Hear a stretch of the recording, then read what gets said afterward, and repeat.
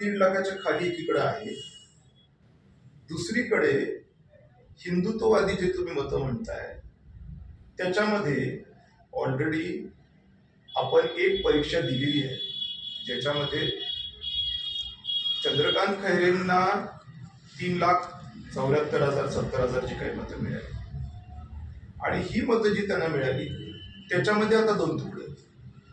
पण पुन्हा सांगतो की हर्षवर्धन जाधवांच्या 283 मध्ये 2 तुकडे नाही आहेत. जर गणित मांडलं तर इम्तियाज जलील 1.5 लाख, चंद्रकांत खैरे 1.5 लाख आणि हर्षवर्धन जाधव 283 असं मांडायला तुम्हाला नैसर्गिक वाटायला काही हरकत नाही.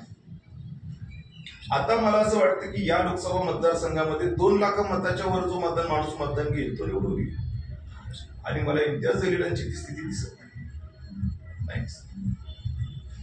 म्हणूनच इम्तियाज जलील अनेक ठिकाणी मंदिरात जात आहेत, गुरुद्वाऱ्यात जात आहेत, भीक मागितल्यावानी गोष्टी चाललेल्या आहेत, त्या किळसवान आहेत आणि मुस्लिम समाजाकडूनही आम्हाला माहिती मिळाली की हे प्रकार आवडत नाहीयेत त्यांना.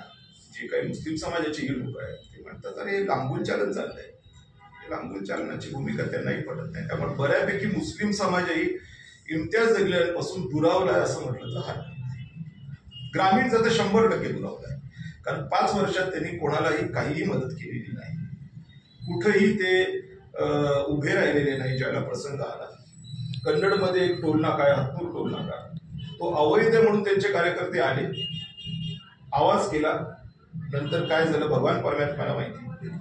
सातत्याने त्या टोल नाक्यावरती त्रास होतो त्यावेळेला. आता मात्र ते येत नाही.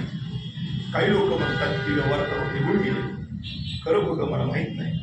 पण अशा पद्धतीने केल्यामुळे मुस्लिम समाजाचे तरुण, खास करून ड्रायव्हर लोक जे मोठ्या प्रमाणात मुस्लिम समाजाचे आहेत, दलित समाजाचे आहेत, कष्ट करणारे आहेत, यांना त्या टोल नाक्यावरती त्रास होतो आणि त्यावेळेला ते हर्षवर्धन जाधवांनाच फोन करतात, ते इम्तियाज जलीलांना फोन करतात. त्यामुळे परिस्थिती इम्तियाज जलीलांची ती राहिली नाही.